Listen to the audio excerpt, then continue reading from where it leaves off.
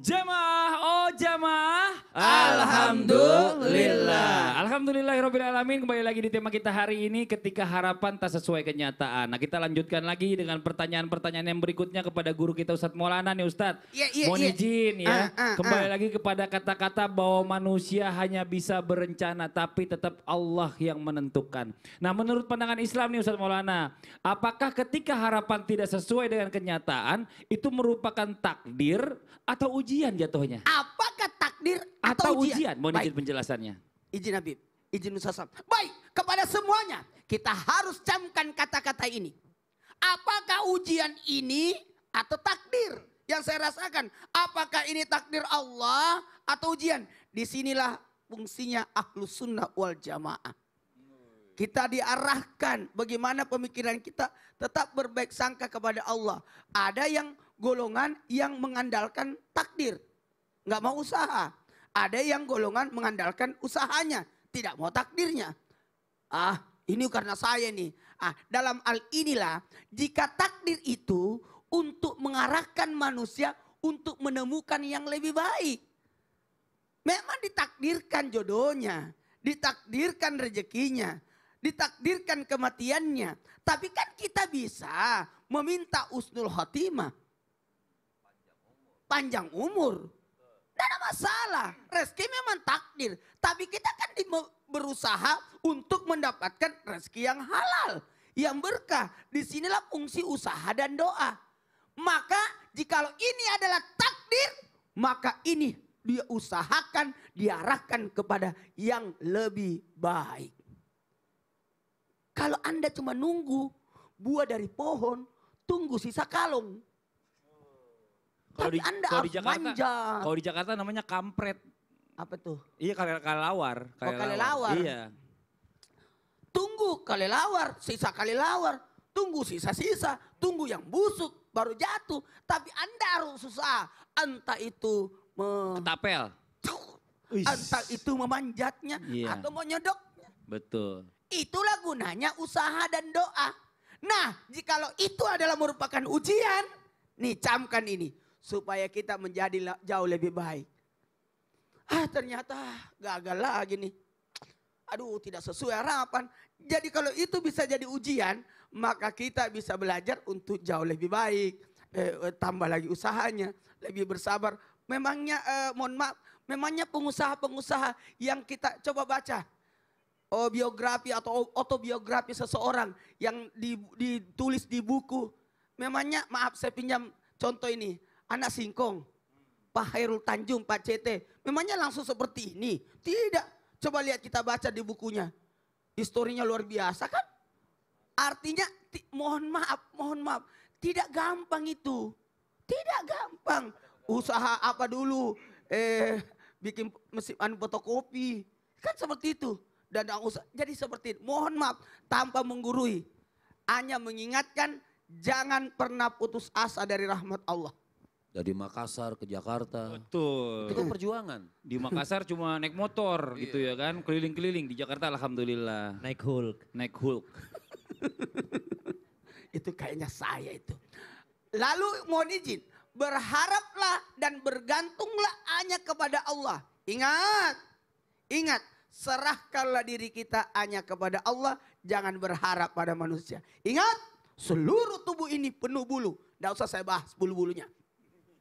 Semua tubuh ada bulunya. Kecuali dua. Telapak tangan dan telapak kaki. Supaya kita bisa mencari karunia Allah. Bertebaranlah di muka bumi ini. Masya Allah. Luar biasa Ustadz Maulana. Terima kasih banyak Ustadz Maulana penjelasannya. Jadi bisa jadi ujian. Bisa jadi takdir. Takdir, tergantung bagaimana kita menyikapinya. Kalau kita pengen bisa ngerubah, anggap aja itu ujian. Berarti kita harus mulai lagi, mencoba lagi sampai berhasil, Masya Allah. Nah sekarang kita lanjut lagi nih ya Ustadz Syah, mohon izin sebelumnya. Ya namanya manusia ini pasti pernah dihadapkan dalam satu keadaan yang bikin dia tuh dilema. Antara dua pilihan, mungkin jodoh, mungkin juga jurusan kuliah ya. Nah ini bagaimana seharusnya ya menurut pandangan Islam ya menyikapi keputusan-keputusan yang terutama berkaitan dengan orang tua nih. Untuk menghadapi dengan pilihan-pilihan yang sebenarnya kita sendiri tuh nggak terlalu serak dengan itu. Mohon izin penjelasannya. Baik, bismillahirrahmanirrahim. Guruku Ustaz Maulana Habib Muhammad Asfadli serta guru-guru kami dimuliakan Allah Subhanahu wa taala. Ba'da naqul a'udzu billahi minasyaitonir rajim. كتب عليكم القتال وهو كره لكم وعسى أن تكرهوا شيئا وهو خير لكم وعسى أن تحبوا شيئا وهو شر لكم والله يعلم وأنتم لا تعلمون. Boleh jadi yang kau benci, yang kau tidak senangi adalah sesuatu yang baik bagimu. Dan boleh jadi sesuatu yang engkau cintai, yang engkau senangi itu adalah tidak baik bagimu. Dan Allah Maha mengetahui sedangkan manusia tidak mengetahui atau cuma mengetahui sangat sedikit. Yang mengetahui masa depan kita adalah Allah Subhanahu wa Ta'ala. Betapa banyak orang yang berterima kasih, bersyukur kepada Allah. Ya Allah, terima kasih atas doa-doa yang dulu engkau tidak kabulkan, yang dulu engkau tidak berikan kepada aku. Seandainya dulu engkau mengabulkan aku dengan ini, maka aku tidak seperti ini sekarang. Seandainya aku dulu engkau kabulkan doanya untuk berada di sini, maka aku tidak di sini sekarang. Maka subhanallah, banyak orang yang bersyukur atas doanya yang belum diterima oleh Allah Subhanahu wa Ta'ala. Dan Allah menggantikan dengan sesuatu yang lebih baik karena Allah lah yang Maha mengetahui. Termasuk di antaranya ada orang yang terlahir dari orang tua yang kurang baik. Bahkan dalam Al-Quran disebutkan kisah-kisahnya. Ada Nabi Ibrahim alaihissalam, bagaimana Nabi Ibrahim berdakwah kepada Azar. Wa idh qala Ibrahim li abihi ya abati lima ta'budu ma la yasma' wa la yubsir wa la yughni 'anka syai'a. Wahai ayahku, kenapa engkau menyembah sesuatu yang tidak mendengar, tidak melihat, tidak memberikanmu apa-apa? Wahai ayahku, aku sangat takut, aku khawatir Allah mengazabmu. Wahai ayahku, aku sangat sayang kepadamu. Ya Allah, aku mohon ampunkan untuk ayahku. Maka subhanallah, Nabi Ibrahim alaihissalam sampai terusir daripada rumahnya, sampai ingin disembeli oleh ayahnya. Namun ternyata Nabi Ibrahim tetap berakhlak mulia terhadap orang tuanya. Maka yang pertama yang harus dilakukan, jikalau ada perbedaan pendapat ada antara anak dengan orang tua, tetap posisikan kita sebagai anak dan mereka berdua adalah orang tua kita. Yang mana orang tua ini harus dimuliakan. Jangan menyinggung perasaannya, apalagi menyakiti perasaannya. Bagaimana dengan diskusi? Diskusi itu tujuannya untuk mendapatkan poin yang sama. Bukan untuk merasa lebih hebat, bukan untuk memenangkan pertandingan berdebat dengan orang tua, tapi kita mencari jalan keluar bersama. Yang kedua, ketika menghadapi orang tua yang kurang baik, maka subhanallah, minta kepada Allah dan mohon ampunkan kepada Allah Subhanahu wa Ta'ala dan tetap berbuat ihsan kepada mereka. Dan tanpa bermaksud menggurui ataupun mengajari kepada seluruh orang tua yang dimuliakan Allah Subhanahu wa Ta'ala. Kita sebagai manusia, kita ini dititipkan oleh Allah Subhanahu wa Ta'ala seorang anak. Anak ini tidak pernah meminta lahir daripada rahim kita. Anak ini tidak pernah lahir daripada ayah seorang seperti kita. Mereka tidak pernah meminta itu. Mereka dititipkan Allah Subhanahu wa Ta'ala kepada kita. Dan anak ini tidak punya tanggung jawab untuk membalas kebaikan orang tuanya.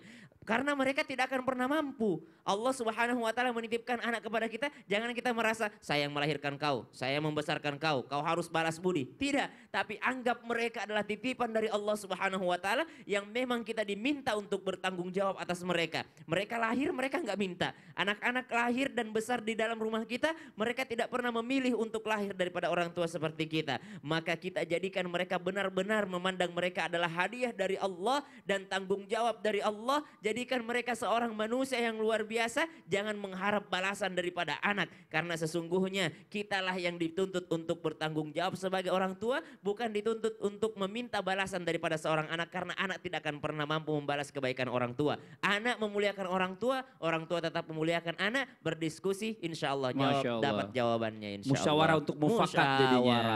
Masya Allah. Nah sekarang kita lanjutkan lagi nih. Dari tadi kita mendengarkan banyak orang ya yang gak sesuai dengan harapannya tuh akhirnya kecewa, sedih, bahkan muntung ya kata orangnya, mutung ya gitu ya.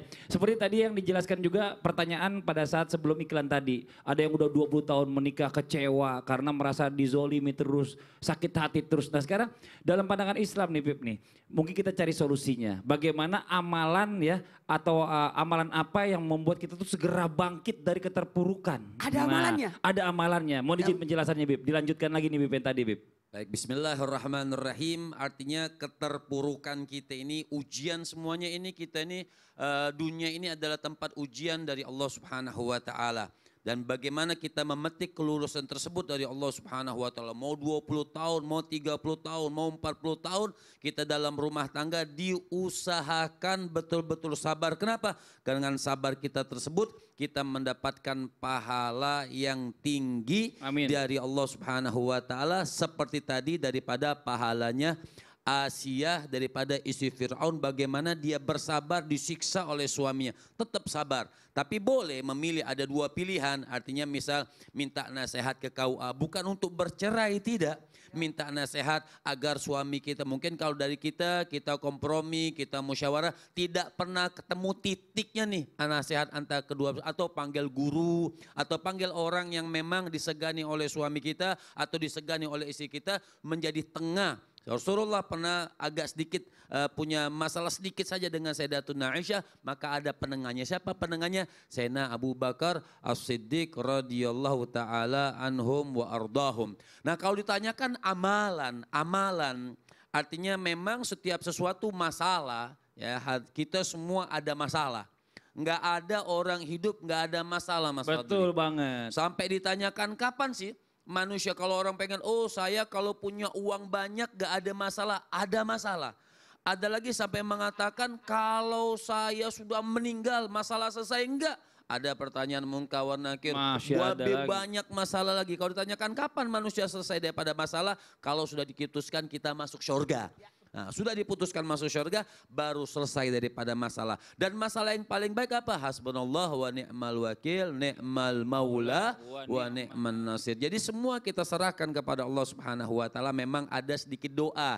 Kita baca bareng-bareng nih. Boleh, Bib. Ya. Senang banget nih. Baik. Bismillahirrahmanirrahim. Bismillahirrahmanirrahim. Allahumma rahmataka arju wala takilni ila nafsi tarfata ain ولا تكلني إلى نفسي طرفة عين wa aslih li sya'ni kullahu وأصلح لي شأني كله la ilaha illa anta. لا إله إلا أنت. Ini di antara doa-doa yang diajarkan oleh Rasul, termasuk doa ini artinya mengharapkan rahmataka arju, mengharapkan ridho, kasih sayang, rahmat Allah Subhanahu wa taala. Jangan kau biarkan, wala takilni ila nafsi tarfat, sekejap saja ya Allah, jangan kau biarkan aku ini, wa aslih li sya'ni kullah, ya Allah benarkanlah semua keadaanku ini, la ilaha illa anta, tiada Tuhan selain Allah. Dan di antaranya juga untuk supaya kita bangun dari keterpurukan ini sholawat. Oh, Masya Allah. Sholawat. Di antaranya ada karangan dari Imam Dardir itu. Di dalam satu kitab itu Ustadz Maulana pasti bisa nih. Ini sholawat Masya Allah, obat, segala obat termasuk obat hati kita supaya tenang.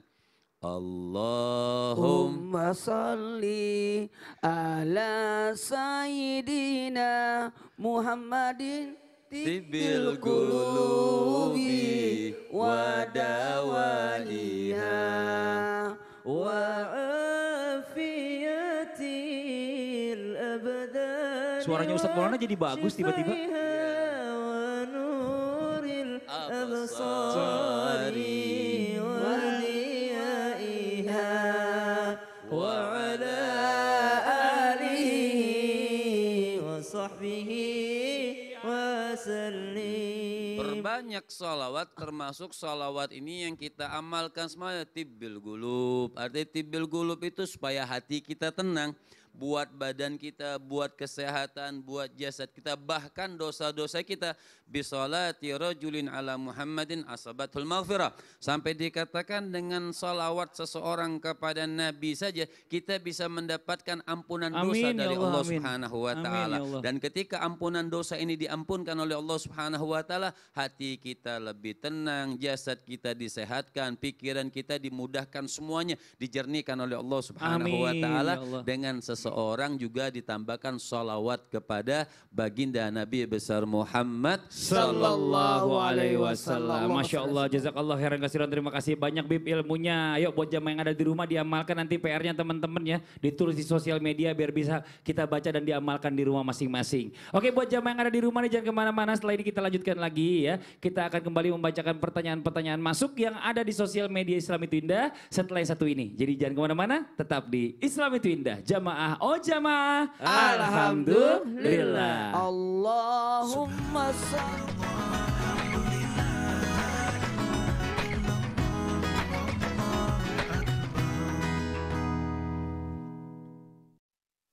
Memeriahkan HUT Transmedia. Ayo ikuti lomba video kreatif berhadiah total 100 juta. Terbuka untuk umum, individu maupun kelompok. Kreasikan video berdurasi maksimal 1 menit dengan tema HUT ke-20 Transmedia. Sertakan logo Transmedia dan salah satu atau lebih logo perusahaan di bawah Transmedia. Di dalam konten video, upload video ke medsosmu, lalu share link ke insertlive.com mulai 1 November sampai 3 Desember 2021. Info lebih lanjut, klik insertlive.com/lomba video Transmedia.